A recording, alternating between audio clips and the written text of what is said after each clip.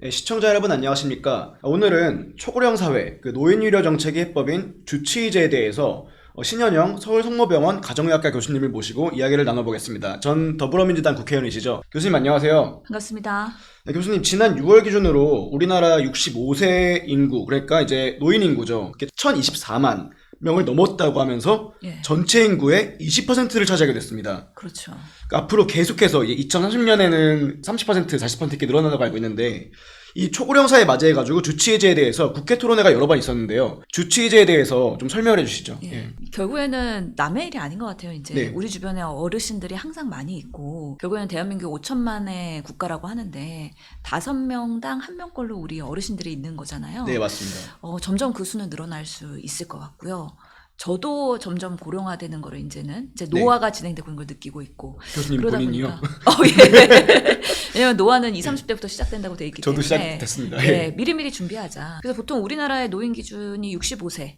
네. 이제 우리 인터내셔널 에이지를 하기 때문에 65세 이상인데, 사실은 뭐 노인의 기준에 대한 또 적정성에 대한 이야기도 있긴 하지만 네. 오늘은 하여튼간에 65세 이상의 노인에 대해서 얘기를 하겠습니다. 초고령 국가가 됐고 정말 초유의 빠른 속도로 진입했기 때문에 일본보다 더 빠르게 진입을 했잖아요. 네. 그러면 어르신들의 건강관리를 우리가 어떻게 효율적으로 해드릴까? 어르신들이 결국에는 노쇠가 되면서 병원 한 번 가기가 힘들어요. 네. 근데 병은 여러 개가 계속 생기는 거죠. 뭐 소위 말해서 당뇨, 고혈압, 고지혈증, 만성질환뿐만 아니라 뭐 파킨슨, 치매, 뭐 뇌경색계, 심근경색계 여러 질병들이 우리 몸에 사실 위협으로 도사리고 있잖아요. 그러다 보니까 내가 갖고 있는 질병마다 모든 병원을 간다. 그러면 너무 괴로운 거죠. 어떻게 하면 나의 담당 의사가 딱 전담해서 나의 건강을 임종할 때까지 체계적으로 관리해 주실까? 네. 이런 부분에 있어서 주치의 제도에 대한 필요성이 이재명 정부가 들어오고 나서 더 크게 이슈가 되고 있는 것 같습니다. 그러니까 생애 전반에 걸쳐서 주치의제 한 명이 동네 의사 선생님이신 거죠? 예. 그럼 주치의제가 필요한 이유에 대해서 좀 설명을 좀 더 해주시겠어요? 우선은 조금 더 우리 이재명 정부에서 주치의 제도에 대해서 설명을 드리고 싶은데요. 네.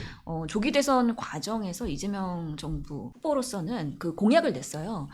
모든 국민이 일상에서 건강을 지킬 수 있도록 전 국민 주치의 시대를 열겠습니다. 네. 우선 노인과 장애인 그리고 아동같이 보호가 필요한, 어떻게 보면 우리 사회에서의 그런 돌봄과 그리고 의료의 케어가 필요한 분부터 단계적으로 확대 적용하겠다라고 했는데요. 실제로 이번에 그 이재명 대통령 주치의도 가정의학과 서울대 교수가 됐어요. 네. 그런 면에서는 되게 상징적인 의미가 있는 거죠. 가정의학과라고 하면은 1차 의료와 포괄적인 진료를 하는 과라는 의미에서의 대한민국에서의 역할을 하고 있기 때문에, 그러면서 가정의학과 주치의 택한 이재명 대통령이 전 국민 주치의제를 실현하겠다라는 그런 상징적인 메시지를 낸 것입니다.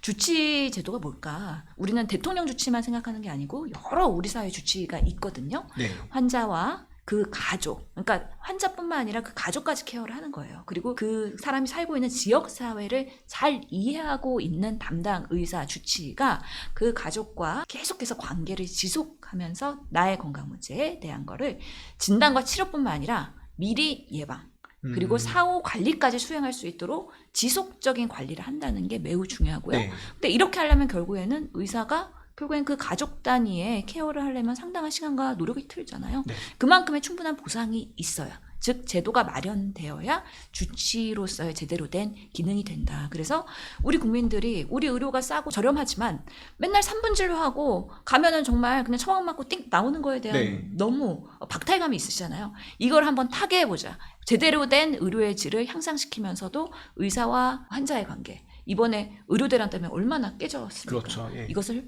회복해보자라는 또 취지도 있습니다. 3분 진료라는 거는 결국 어떤 의료 체계에서 지불제도 문제 때문에 생긴 거잖아요. 예, 행위별 수가제라는 것 때문에 네. 우리나라는 어떻게 해요? 검사 하나 하면은 그거에 대한 지불 수익이 맞습니다. 나고요. 예. 그리고 처방하면은 처방료가 나오고요. 뭔가 드레싱하거나 이렇게 행위를 하게 되면 행위에 대한 그런 수익이 나는 구조예요. 그러다 네. 보니까 뭔가 환자가 왔을 때 빨리 검사를, 그리고 네. 빨리 처방을, 그렇게 예. 해서 박리담회로 많이 봐야 그 병원을 운영할 수 있는 시스템이기 때문에 아무래도 충분한 상담이나 그런 케어나 예방보다는 진단과 치료에 그런 올인하는 시스템이었기 때문에 검사는 많아지고 네. 병원마다 중첩되는 것들, 그리고 약물에 대해서도 이만큼 많이 처방을 받는데 알고 보면은 A과, B과에서 소화제 가죠. 여러 가지 그런 중복 약물의 처방 이런 부분 때문에 의료 과잉들이 많았던 거죠. 그런데도 불구하고요. 우리 네. 사회에서는 되게 사각지대가 여전히 많은 겁니다. 대한민국의 의료지대가 훌륭하다는 게 코로나 시대 때도 증명이 되긴 했지만 요즘에 기사 보면은 여전히 고독사 들어보셨죠? 고독사 많이 하죠. 예. 네. 얼마 전에도 은평구에서 70대 노인이 숨진 채 발견되었다. 이런 네. 기사들이 너무 우리 사회에서는 마음이 아프죠. 외롭게 살다가 쓸쓸히 숨진다. 예. 노인 고독사가 매년 20% 늘고요. 네. 또 한국 노인 빈곤, 노인 고독, 노인 자살 세계 1위입니다. 네. 이대로는 노인 지옥이다. 이렇게 돼서 초고령 사회에서 대한민국은 정말로 이 노인들이 살 수 있는 천국을 만들어야 된다는 것. 이거는 정치와 제도가 해결해야 되는 부분인 것이죠. 그러다 예, 보면은 말씀하십시오. 이 예. 정말 70대 노인들이 백골이 돼서야 발견되는 게 아니라 네. 정말 주치가 있고 미리미리 건강관리 받는다 그러면 네. 이렇게 외롭게 처참하게 어떻게 사망한 채로 추후에 발견되는 일들을 많이 예방할 수 있지 않을까. 그래서 우리 주치의제도 그리고 돌봄제도 이런 것들이 앞으로는 점점 더 활성화될 필요가 있겠다라는 말씀 드리고 싶습니다. 교수님 말씀을 들어보면은 그러면 이제 고독사 문제도 담당 주치의가 그러니까 혼자 계시는 노인분들이랑 어떤 라포를 맺는다 그러잖아요. 예. 그런 걸 다 이제 모니터링 할 수 있는 그런 체계를 만든다라고 제가 이해를 하면 될까요? 여러 가지 방식으로요. 담당 의사가 주치의가 케어를 할 수가 있습니다. 물론 병원에 오는 환자를 케어하는 게 중심이 되겠죠. 대면 진료. 네. 하지만 우리는 요즘에 비대면 진료도 있잖아요. 전화로 모니터링 한다 그러면 약 잘 드시고 계세요 어르신? 그리고 뭐 불편하신 거 없으세요? 네. 그리고 때로는 내가 병원에 가기 어려운 거동불능 상태가 된다? 그럼 방문 진료도 할 수가 있죠. 네. 방문 간호도 할 수 있죠. 그러다 보면 지속적인 진료가 가능하기 때문에 이렇게 집에서 끙끙 앓다가 혼자 사망하는 일을 최소화할 수 있지 않을까라는 생각이 듭니다. 그런데 비단 이게 우리 어르신들만의 문제는 아닌 것 같아요. 네이버 지식인 써보셨나요, 조 기자님은? 저는 옛날에 많이 썼죠. 예. 지금은 이제 챗GPT를 많이 물어보거나 하는데 그쵸, 많이 예. 전환이 됐죠. 예. 네이버 지식인에서 사실은 의학적인 질문 중에서 어느 과 가야 되나요? 내가 두통 있는데 어지럼증 있는데 어느 병원 어느 과 가야 되나? 이렇게 많은 분들이 사실 주치의한테 물어봐야 되는 것들을 네이버 지식인에 그동안 많이 물어봤다. 네. 라는 부분에 있어서 그동안 우리가 많은 의료의 사각지대가 있었는데 이런 부분에 있어서 의료가 제대로 케어를 못했다. 그러다 보면은 의료 쇼핑이나 닥터 쇼핑이 더 난무하게 되는 거잖아요. 실질적으로 저도 지금 3차 병원에 근무하고 있는데 진료 과목들이 상당히 많습니다. 그러다 보면은 환자가 나 다리가 부어서 왔어. 무슨 과 가야 될까요? 네. 너무 어려운 일이잖아요. 어느 과를 예약해야 될까요? 지금의 시스템에서는 콜센터에 있는 간호사 선생님들이 상담을 받고 예약을 해주는데요. 네. 그 과가 처음에 보는 정확한 과가 아닐 수도 있어요. 왜냐하면 다리의 부종이라는 거는 여러 가지 문제가 있어요. 림프절이 막힐 수도 있고요. 혈관이 막힐 수도 있고요. 아니면 전신 뭔가 콩팥의 기능에 문제가 있을 수도 있고요. 네. 여러 사유들이 있을 수 있는 거잖아요. 그러면 사실은 문지르기라고 할 수 있는 주치의가 그런 부분에 있어서의 여러 가지 가능성을 갖고 우선순위를 갖고 해당 과에 대한 진료를 의뢰해야 될 수도 있거든요. 그런 것들이 없다 보니까 환자들이 3차 병원에 전화할 때도 정말 어떻게 보면은 어느 과의 진료를 첫 번째로 봐야 될지 네. 이런 부분에 있어서 혼란이 상당히 있는 거고 특히 의료대란 때는요. 예약을 하면은 뭐 3개월 기다려야 되고 진료를 보기까지 상당히 많은 시간이 대기가 되는데 그럴 때 그 치료를 받아야 되는 적기는 놓치게 되고 결국에는 진료를 초진을 받는데 그 과가 아니었어. 그럼 또 다른 과를 예약해야 되기 때문에 또 몇 달이 걸리고 이러면서 환자는 그 병원에 대한 불만이 쌓이고요. 네. 그러다 보면 의사와 환자의 관계는 점점 악화되고요.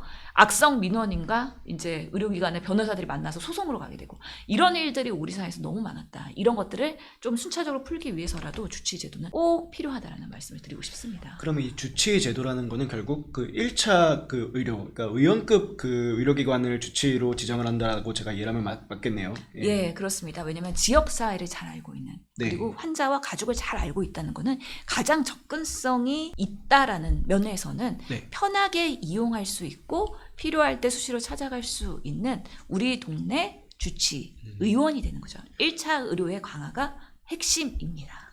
교수님, 그러면은 이 경제적인 관점에서 주치의 제도를 왜 지금 도입해야 되는지를 좀 설명을 해주세요. 실제로 우리 어르신들 저도 방문 진료 나가 보면요. 한 사람당 서랍에 엄청난 많은 처방전과 약을 드시고 계세요. 그래서 이런 다제 약물이라고 하는데요. 불필요한 약물을 계속 리피트 처방해서 드시고 계시는 분들이 많거든요. 이런 면에서는 약물의 남용도 있고요. 우리 제약회사들이 계속 카피약만 만들면서 어떻게든 뭔가 많이 판매만 하려고 하는 그동안의 우리나라의 제약에 한계가 분명히 있었거든요. 네. 이런 것들을 해결하고 꼭 필요한 약을 필요할 때만 드시게 하는 시스템에 대한 것도 주치의가 개입을 해서 변화해야 된다는 부분이고, 우리 국가의 전체적인 관점으로 봤을 때는요, 노인분들이 늘어나면서 당연히 의료 비용이 늘어나겠죠. 네. 그 속도가 너무 과속화되고 있는 거예요. 그래서 GDP 대비 경상의료비라는 거에 대한 OECD 데이터가 있는데요. 경상의료비는 환자가 이용하는 비용 전체 플러스 우리 국가가 의료의 시스템에 소비하는 여러 가지 비용에 대한 총합인데요. 국민 건강을 위해서 쓰는 보건의료의 소비라고 보시면 될 것 같습니다. 지금 보면은 아주 가속으로 올라가고 OECD 평균에 비해서도 그 정도가 올라가고 있기 때문에 네. 우리나라 전체 재원에서 매일 예산 부족하다 하는데 의료비가 차지하는 비율이 높아지고 있기 때문에 이게 더 가속화될 때 우리 국가가 어떻게 그러면 의료비를 감당할 것인가? 시스템에서의 남용되는 부분은 없을 것인가? 아니면 이 재원의 부족한 부분을 정말 우리가 적자가 난다고 했을 때는 지금 예상컨대 2042년에는 61조의 적자가 난다고 되어 있는데요. 네. 이렇게 되면 정치적으로 건강보험료를 더 올려야 된다 이런 얘기가 나와야 될 수도 있어요. 이런 상황에서 또 국민들의 저항이 있을 수 있잖아요. 맞습니다. 그렇기 때문에 어떻게든 이 경상의료비가 효율적으로 사용될 수 있도록 시스템을 개선하는 게 첫 번째고요. 그러다 보면 아까 말씀하신 행위별 수가제에 대한 지불제도에 대한 부분, 그리고 어떻게 하면 노인들이 불필요한 의료를 사용하지 않을 수 있도록 하는 건지, 그런 네. 것들에 대한 고민이 당연히 필요하겠죠. 노인 진료비가 너무 4년 새에 10조 넘게 증가한다. 너무 이런 가속화되는 부분에 있어서 의료체계에 대한 개혁, 전환에 대한 목소리가 크게 들고 있고요. 특히 보면 어르신들의 진료비가 우리 건강보험에서 차지하는 부분이 아까 인원으로 봤을 땐 5명당 1명꼴의 노인이라고 했잖아요. 한 20% 전국민 예. 비중에서. 예. 그런데 이제는 거의 50%에 육박하는 건강보험을 어르신들이 사용하고 전체 인구 비중에서 20%인데 예. 쓰는 의료비는 50%를 사용하고 있다. 예, 24년 기준에서 44%니까요. 조만간 올라갈 것 같고요. 더 이제 50%를 넘어서겠다는 말씀이시죠? 점점 증가하고 있기 때문에 네. 그렇고요. 실제로 이런 것들은 또 우리 국민연금처럼 세대 간 갈등으로 갈 수도 있어요. 그러면 이게 가속화가 되면은 이거를 어떻게 예방을 해야 되잖아요. 재정이 새어 나가는 거를 막아야 된다. 그게 이제 주치의제를 통해 가지고 재정을 절감할 수 있다는 말씀이신가요? 그렇죠. 그래서 정보 관계자들이나 이제 정치하는 분들은 고민을 많이 하겠죠. 어떤 대안이 있을까? 어떤 것들이 비효율일까에 대한 고민을 하다 보면요. 데이터들을 막 이렇게 분석해 보지 않겠어요? 네. 근데 어르신들이 사망하기 직전에 의료비가 상당히 많이 사용되고 있더라. 우리가 불필요하게 심폐소생술을 하고 있지 않는지, 네. 기관사건하고 있지 않은지, 여러 가지 응급실에서 또는 중환자실에서 불필요한 의료를 이용을 하고 있는지, 그런 부분에 있어서도 우리가 왜 이런 부분들이 데이터에서도 나오는데요. 특히 여성보다는 남성에서 더 많은 그런 의료인이 있는데 사망 1개월 전 그리고 3개월 전에 거의 노인 의료비가 집중적으로 사용되고 있더라는 데이터들이 있기 때문에 네. 우리가 꾸준히 건강을 관리하고 임종 직전에 우리가 예정된 임종을 맞이한다면 굳이 그렇게 적극적인 뭔가 급성질환기에서의 중환자 치료 이런 것들이 과연 필요할까에 대한 고민을 한번 해봐야 될 것 같고요. 결국에는 질병이 발생하기 이전부터 제대로 된 관리를 하고 꾸준히 관리를 한다 그러면 이런 사망 직전까지도 편안하게 존엄한 죽음을 할 수 있는 시스템으로 간다면 불필요한 의료 시스템에 대한 그런 처치들 이런 것들은 최소화할 수 있지 않을까라는 생각이 듭니다. 교수님, 그러면은 이 주치의제를 이미 시행하고 있는 나라들이 있나요? 네. 예, 다른 해외 사례를 봐야 될 것 같은데요. 우리가 코로나 때 많은 나라들이 어떤 의료 시스템을 가고 있는지 그리고 그게 성공적인지에 대한 그런 비교를 할 수가 있었죠. 네. 그러면서 우리나라가 참 좋은 시스템이라는 걸 알게 됐는데 주치의 제도를 하는 대표적인 나라들 몇 나라만 소개시켜 드릴게요. 덴마크에서는요. 주치의 제도를 시행하고 있거든요. 실제로 덴마크는 인구수가 그렇게 많지 않은 나라기 때문에 실제로 가능할 수도 있을 것 같다는 생각이 들긴 하는데요. 환자가 주치의를 지정을 할 수가 있습니다. 그래서 모든 국민은 그룹 1, 그룹 2로 선택을 할 수가 있는 건데요. 지금 덴마크는 98%가 주치의를 선택을 했습니다. 그래서 내 근방에 있는 병원에 주치의를 필수로 등록하고 만약에 의료를 이용할 때는 무료로 이용을 하게 되는 거죠. 그렇기 때문에 네. 국민 입장에서는 무상 의료기 때문에 이용을 안 하고 할 필요가 없는 것이죠. 그리고 만약에 큰 병원에 가야 되는 상황이 필요할 때는 주치의가 의뢰를 꼭 해줘야 됩니다. 그래야지 그런 비용에 대한 혜택이 있는 것이죠. 그래서 이 주치의가 큰 병원으로 갈 때 게이터키퍼의 역할을 한다고 하고요. 공공병원이나 민간병원이나 아니면 다른 과의 전문의 진료로 연결을 해드릴 수가 있는 거예요. 근데 만약에 내가 주치의를 선택을 안 한다? 그러면은 다른 과나 연계하는 데 있어서의 진료가 제한되기 때문에 그래서 많은 분들이 주치의 제도를 선택할 수 있는 상황이고요. 영국 같은 경우에는 강력한 주치의 제도죠. 전국민 그런 NHS라는 그 건강보험을 적용하고 있기 때문에요. 네. 사실은 전국민 주치의 제도라고 보시면 되는 거고요. 1차 진료를 하는 GP라고 우리가 보통 하죠. 제네럴 프랙티셔너를 네. 나의 주치의로 두고 있고요. 이 사람을 항상 겹쳐야지 2차 병원이나 3차 병원으로 갈 수가 있어요. 그리고 주치의 제도를 경유하지 않는 경우에는 다른 의료가 제한이 되는 강력한 그런 시스템을 갖고 있습니다.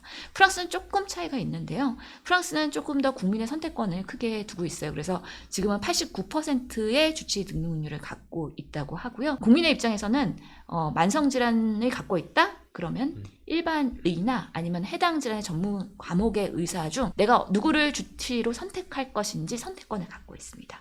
다만 2, 3차 의료기관으로 갈 때는 주치의가 꼭 의뢰를 해줘야 되고요. 네. 그래야 건강보험이 적용되는 혜택을 받을 수가 있어요. 그래서 만약에 주치의 등록을 하면은 환급도 해주거든요. 건강보험 재정에서. 예. 그래서 환급률이 70%가 되는 거고요. 네. 뭐 예방접종 등 이런 것들에 대한 무상 서비스도 있는 거고. 근데 만약에 주치 적용을 안 하면 환급률이 30%로 줄어들기 때문에 네. 국민들 입장에서도 의료를 저렴하게 이용하려면 주치의로 선택을 하게 되는 거고, 전문의를 할 건지 아니면 일반의를 할 건지 본인들이 결정을 하게 되는 거죠.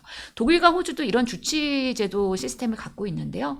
실제로 독일의 경우에도 주치의를 선택하는 공적 건강보험을 하는 경우에 해당이 되는 경우입니다. 주치의 등록하게 되면은요, 뭐 본인 부담금을 감면하거나 예방접종 등 다양한 혜택을 받을 수 있고, 만약에 주치의를 하지 않는 경우에는 여러 진료비에 대한 보상이 제한되는 그런 한계점도 있습니다. 네. 호주도 23년도부터 마이 메디케어라는 제도를 도입해서 주치의 등록을 권장을 하고 있어요. 그래서 주치의가 정해지면 지속적인 건강관리나 원격 진료나 여러 가지 요양시설의 환자 진료 강화의 시스템을 제공을 해주는 것이죠. 의사한테도 이런 인센티브나 보조금을 지불하는 시스템이기 때문에 격려하는 방식으로의 제도라고 보는 거고요. 결국에는 이런 주치의를 거치지 않으면은 이런 비용적인 혜택에서 제한이 있기 때문에 이런 비용적인 부분에 있어서의 제도를 격려를 하고 있는 겁니다. 일본의 경우에도요, 이 최근에 네.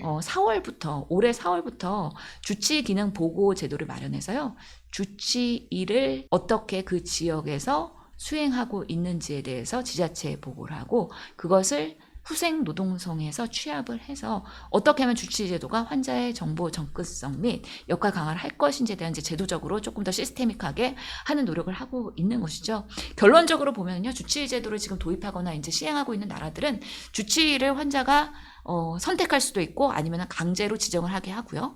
그리고 주치의를 통해서 뭔가 진료를 받을 때 비용에 대한 지원, 그리고 2차, 3차 병원을 갈 때에 대한 그 주치의의 권한을 부여하는 부분, 그리고 주치의를 통해서 그런 큰 병원에 가야 비용에 대한 부분에 대해서 건강보험에서 지원을 받을 수 있는 부분, 이런 순기능을 계속 주면서 인센티브 제도로 가는 방법으로 계속 주치의 제도를 강화하려는 노력들이 여러 방식으로 보이고 있습니다. 교수님, 그러면은 이재명 대통령 공약에 대해서 설명을 해주세요. 이 주치의제를 어떻게 도입을 한다는 건지 기본적인 어떤 프레임이 나왔을까요? 아직까지는 구체적인 모형이 나오지는 않았어요. 근데 다만 우리 보건의료 정책이 과거에서부터 주치의 제도와 유사한 컨셉으로 가고 있는 것들을 보면은 실제로 어떤 방향으로 갈 건지에 대한 가늠은 될 겁니다.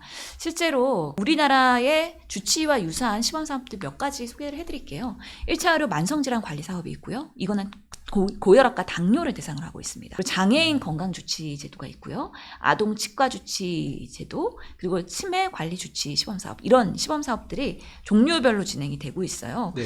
대표적인 게 고혈압 당뇨 환자를 대상으로 하는 1차 의료 만성질환 관리 사업이거든요. 결국에는 우리가 고혈압이든 당뇨든 진단을 받았어. 그러면 동네 의원에 가든 아니면 큰 병원에 가든 사실 그동안은 별 상관이 없었죠. 네. 물론 본인 부담금이나 아니면 진료비의 차이는 있긴 한데요. 그리고 당뇨 고혈압에 대한 약 처방 받고선 끝나는 게 대부분의 우리의 진료 행위였다고 한다면 이 1차 의료 만성질환 관리 사업은 담당 의원을 등록을 하게 됩니다. 그럼 환자 등록을 통해서 의사가 이 환자의 당뇨에 대한 관리를 어떻게 할 것인지 맞춤형으로 케어 플랜을 수립하게 되고요. 그렇게 되다 보면은 당뇨에 대해서 식이는 어떻게 될지, 운동은 어떻게 될지, 약물에 대한 복용은 어떻게 될지, 나의 삶에서의 여러 가지 건강 교육을 시켜주는 의무 시간이 있고요. 얼마나 잘 약을 드시고 계시는지, 생활 습관을 잘 하고 계시는지에 대한 것을 모니터링을 중간중간 하는데요. 전화로 할 수도 있고요. 케어 코디네이터라는 의미로 간호사가 할 수도 있고요. 그래서 중간중간에 교육 상담을 하고 또 처방을 위해서 대면 진료로 또 방문을 하게 되는 건데요. 이 모든 행위에 대해서 비용에 대한 인센티브가 있습니다. 그래서 환자도 본인 부담에 있어서는 이 통합 관리료를 20% 본인 부담을 하게 되는데요. 네. 실제로 약 처방만 받는 것보다는 의사가 그리고 간호사가 교육해주고 상담해주고 관리해주기 때문에 당뇨에 대한 그런 결과 지표에 있어서 나의 생활습관 관리와 함께 같이 건강한 그런 대응을 할 수 있다는 면에서는 매우 체계적인 그런 시스템이다라고 말할 수 있는데요. 1차 의료 만성질환 관리 사업이 그래서 단순히 약 처방뿐만 아니라 플랜과 그리고 교육까지도 보상을 해주는 시스템이라는 말씀 드리고 싶고요. 특히 우리 장애인분들은 거동이나 이렇게 생활에서 많이 불편하실 텐데요. 본인의 주 장애에 관련한 담당 주치의를 선정할 수도 있고요. 아니면은 보통은 장애인들이 만성질환이나 비만에 이양되는 경우가 많거든요. 네. 그런 부분에 있어서 일반 건강관리에 담당 의사를 지정을 해서 꾸준히 케어를 받을 수 있는 시범 사업도 진행이 되고 있습니다. 지금 여러 국회에서의 그런 내용들과 논의들이 있는데요. 실제로 보면은 어떻게 우리가 이재명 표 주치의 프로그램이 갈 것이냐를 봤을 때는 지금까지는 당뇨, 고혈압 아니면은 장애인분들 이렇게 특정 군만 대상으로 했다 그러면 이 대상들을 점점 넓혀가면서 단순한 그런 만성 질환뿐만 아니라 이제 여러 가지 질병에 대한 확대도 필요할 것으로 보이고요. 특히나 한 가지 질병만 갖고 있는 게 아니라 복합 질환을 갖고 있는 어르신들 분들에 대한 한 병원에서의 포괄적인 케어 그리고 예방 접종, 건강 검진 이런 것들이 각각에 분절되어 있는 게 아니라 한 병원에서 꾸준히 될 수 있는 패키지 시스템으로 가는 것들 이런 것들이 매우 중요할 것 같아서 결국에는 영양교육, 운동교육, 금연교육, 구강관리 이런 것들에 대한 모니터링과 케어까지도 같이 될 수 있는 그런 점진적으로 확대되는 모형으로 시범사업이 진행되지 않을까라는 예상을 해볼 수가 있는 것이죠. 네. 교수님, 최근에도 1차 의료 강화 법안이 지금 남인순 의원님이 발의하지 않았나요? 예, 그 맞습니다. 내용을 좀 설명해 주시겠어요? 결국에는 주치의가 되려면은 1차 의료의 의원들의 역할이 더 크게 요구가 되고요. 거기서의 그런 주치의 기능이 가능하려면 국가의 지원도 꽤 필요할 것입니다. 그렇기 때문에 1차 의료 강화 특별법이 8월 4일 날 얼마 안 됐죠? 발의가 됐어요. 거기 보면은 18조에도 건강주치의 제도라고 해서 보건복지부 장관 그리고 지자체에서도 이런 주치의로부터의 예방치료 관리 이런 것들에 대한 제도를 시행할 수 있도록 하는 지원과 방안에 대한 부분들이 포함이 되어 있다. 그래서 우리나라는 워낙에 대형병원으로의 쏠림 현상 때문에 경증 환자도 대형병원으로 가기 때문에 오히려 중증 환자가 치료에서의 그런 혜택을 제대로 못 받는 거 아니냐, 응급실 뺑뺑이 이런 부분에 있어서의 지적들이 있는데 이것을 계속해서 원상 회복시키기 위한 노력의 일환이라고 이해해 주시면 좋을 것 같습니다. 의료계에서는 반응이 어때요? 주치의제 도입하는 거에 대해서는? 의료계는 반응이 분분합니다. 실제로 지금 주치의 시범 사업을 정체를 다 할 수 없고 특정 지역을 시작을 해야 될 텐데요. 그러면은 지금 어느 지역이 물망에 오르고 있느냐? 제주도. 네. 그리고 강원도의 평창. 그리고 광주의 북구. 그리고 일산병원에서의 그런 1차 의료 지원센터. 이런 이미 주치의와 비슷한 모델을 수립하고 시행하려고 노력하고 있는 그 지자체를 중심으로 시작을 하고 있는 건데요. 약간의 충돌과 갈등이 벌써부터 조짐이 보이고 있어요. 실제로 주치의 제도를 도입한다는 거는 지금에 하고 있는 행위에 대한 변화이기 때문에 아무래도 특정과는 유리해질 수 있고 특정과는 불리해질 수 있다라는 의료계에서의 걱정과 우려도 있고요. 행위별 수가제에 익숙해져 있는 의사 환자에 대해서 그 부분을 변화시키려고 하다 보면은 변화에 대한 저항도 있을 수 있는 거죠. 대표적으로 제주도의 건강주치 시범사업이 지금 열심히 홍보가 되고 있는데요. 네. 윤석열 정권에서 허가를 안 해줬다가 이재명 정부가 들어오면서 허가가 돼서 지금 탄력을 받아서 시행을 하려고 하는 과정 중에서 제주시 의사회에서 반대의 목소리가 나왔습니다. 네. 아니 특정 지역의 제주도만 하면 나머지 지역에 있는 환자들 다 뺏기는 거 아니냐. 라는 그렇겠네요. 예, 불만도 있고 지금의 모형들이 1인 체제 의원의 원장님들이 사실은 주치 제도를 한다고 하면은 이 사람 전화로도 뭐 텔레 모니터링도 해야 되고 방문 진료도 해야 되고 그런 여러 가지 패키지를 다 할 수 있는 시스템이 아니다. 그렇기 때문에 결국에는 여러 원장님들이 같이 합동으로 개원한 병원만 잘 되고 1인 원장 체제에서는 소멸되는 거 아니냐. 이런 걱정과 우려 목소리가 나왔거든요. 그 의료기관도 약간 규모의 경제가 작동하는 건가요? 사람 좀 있는 데에서나 이게 통용이 된 시스템이다. 결국에는 환자가 와서 3분 진료에 익숙해져 있던 1인 원장치대가 대부분의 우리나라의 의원급의 시스템이라 그러면 결국에는 공동개원 모델이 가능한 시스템이 아니냐에 대한 부분은 어떻게 해소할 것이냐가 큰 숙제가 될 것 같은데요. 그래서 1인 원장체제에서는 어떤 지원이 필요하고 이런 공동개원 모델에서는 또 어떤 지원이 필요하고 이런 부분에 있어서의 그런 저변에서의 기획이 매우 중요할 것 같다. 그러면서 1차 의료 지원센터 같은 것들이 지역에 꼭 필요한 거 아니냐. 그럴 때 지역 의사회에서 조금 더 필요한 인프라나 재원을 지원할 수 있도록 또는 컨설팅할 수 있도록 하는 부분이 지자체랑 잘 가야 될 것 같고요. 그거는 제도의 모형이 수립되면은 예산이 수반돼야 되겠죠. 그런 면에서의 예산이 충분한 지원이 돼야 원하는 취지의 그런 좋은 결과가 나오지 않을까라는 생각이 들어서 의료계에서의 이런 성공하는 모델을 만들기 위해서는 현장과의 소통이 매우 중요하다라는 말씀도 드리고 싶습니다. 교수님, 복지부에서는 어떻게 나온 내용이 있나요?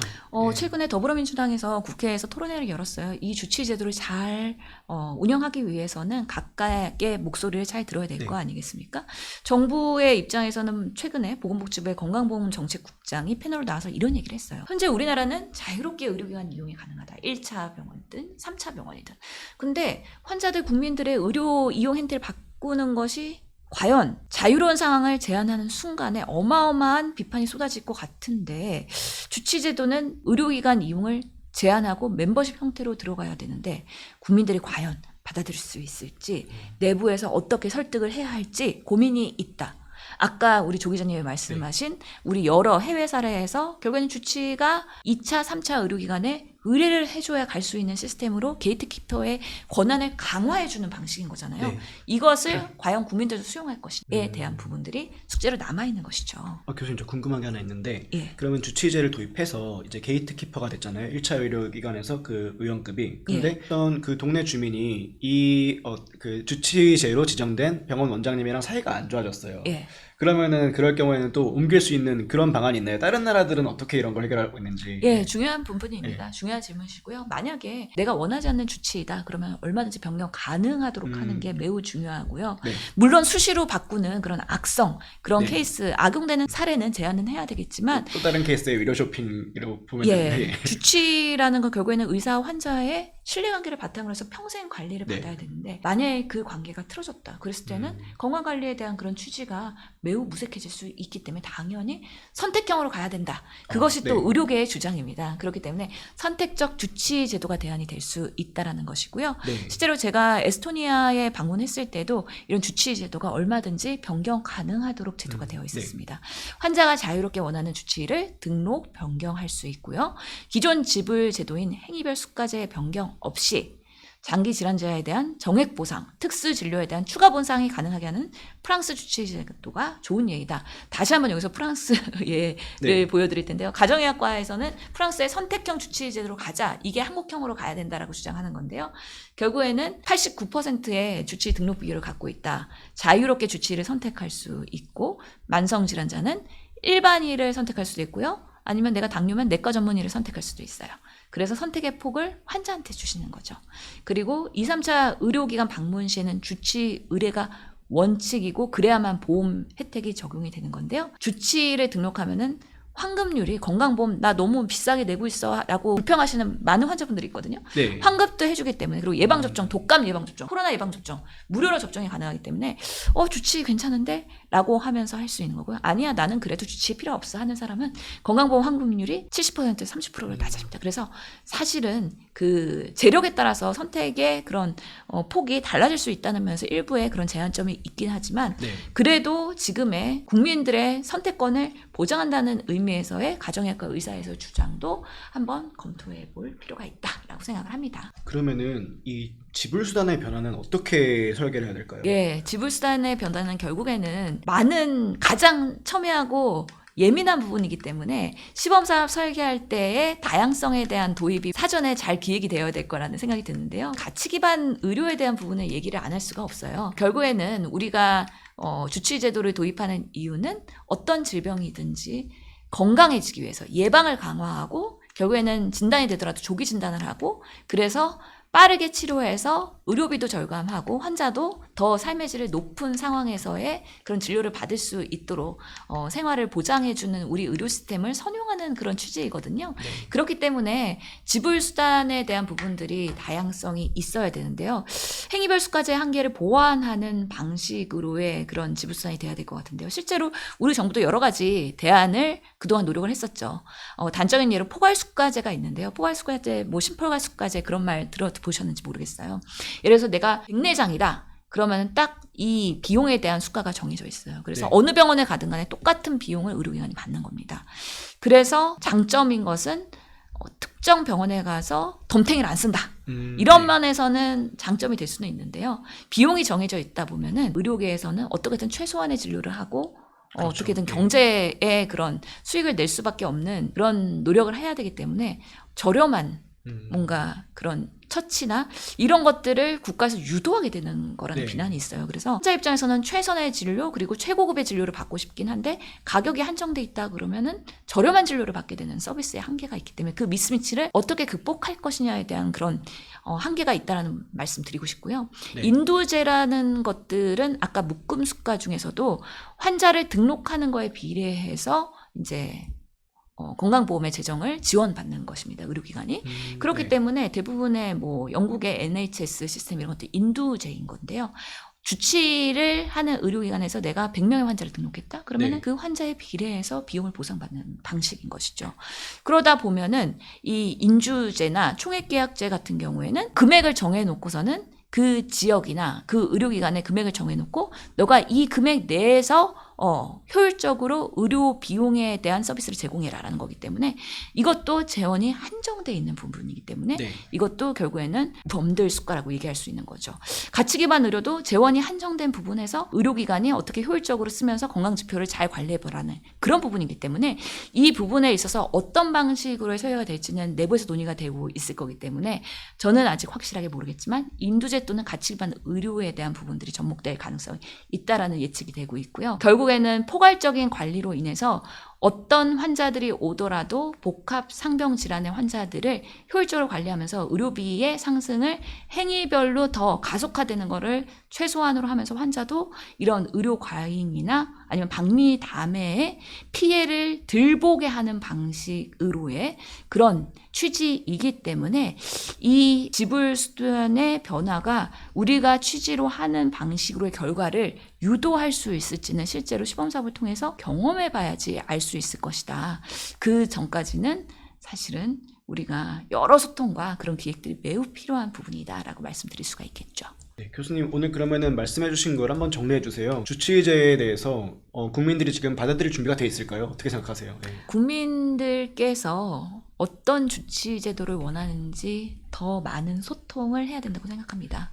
왜냐하면 이재명 정부는 국민 주권 정부잖아요. 국민이 원하는 의료에 대해서 더 많은 소통 그리고 주치 제도가 그것의 하나의 솔루션이 될 수 있다는 확신 이런 것들이 제도 설계 과정에서 꼭 반영이 돼야 된다고 생각합니다. 그래서 우리 국민들이 더 이상 내가 아플 때 어느 병원에 가야 될지 네이버 지식인에 물어보는 게 아니라요. 내 주치의에 등록을 하고 물어볼 수 있는 시스템. 특히 요즘에는 AI도 발달하고 네. 아까 GPT 이야기 하셨는데 수많은 그런 디지털 헬스케어가 발달하고 있기 때문에 주치의를 꼭 만나서 소통해야 된다고 생각하지 않고요.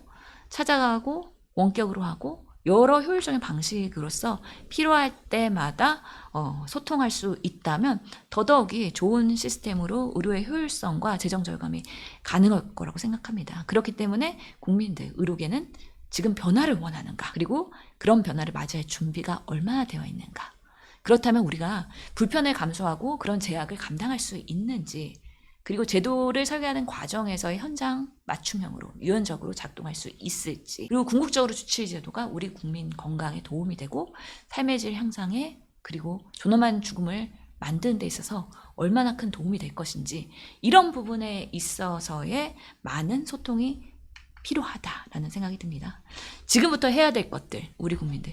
지금 1차로 만성질환 관리 사업이 계속해서 진행되고 있거든요. 네. 공단 국민건강보험 사이트에 들어가면은요, 우리 동네 검진기관 병의원 찾기가 있어요. 그 사이트에서 내가 만약에 당뇨와 고혈압이 있다라고 하시면 우리 동네에 누가 주치의병원으로 적절할지 그 시범사업에 가입한 의원들이 한번 등록하고 찾아가 보시죠.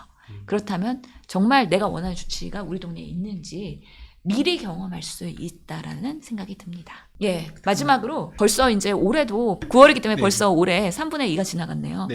제가 올해 새해 건강관리 비법에 대해 기고한 거 있는데 다시 한번 리마인드 드릴게요. 첫 네. 번째, 아직까지 주치의 제도는 이제 시작되지는 않지만 지금도 우리 의료 시스템에서 내가 신뢰할 수 있는 주치의를 찾아볼 수 있습니다. 네. 그리고 결국에는 건강한 생활 습관, 나의 건강을 지키는 데 있어서 운동, 영양, 금연, 금주, 근육량을 키우는 적정 체중 유지에 대한 노력을 해주시고요.